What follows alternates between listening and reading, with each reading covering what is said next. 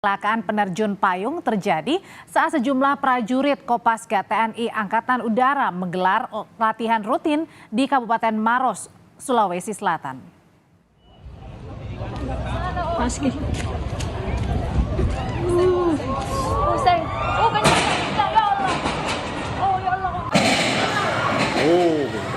Video amatir saudara memperlihatkan kecelakaan terjadi pada seorang penerjun payung dari Satuan Kopaska TNI Angkatan Udara. Peristiwa bermula ketika parasut penerjun tidak mengembang saat hendak melakukan pendaratan. Penerjun yang meluncur dengan kecepatan tinggi pun jatuh dan terbentur ke tanah.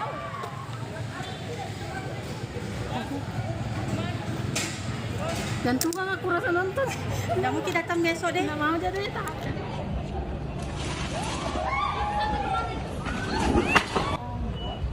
Jatuh.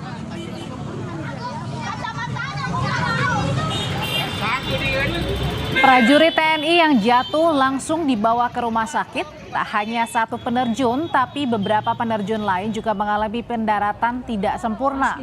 Kegiatan terjun payung dalam rangka latihan acara puncak hari lahir Kabupaten Maros 11 Juli nanti di lapangan Palantikang.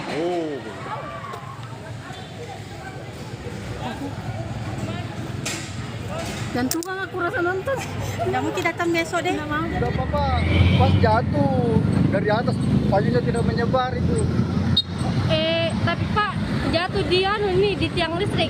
Pas sudah sampai di bawah baru saya lihat. Saya kerja dari dalam. Iya, iya. Bagaimana kondisinya tadi Pak? Katanya tidak terlalu parah, cuma informasi kita dengar katanya ada lecet di leher, patah leher, bilang. Tapi sadar Pak tadi. Sadar.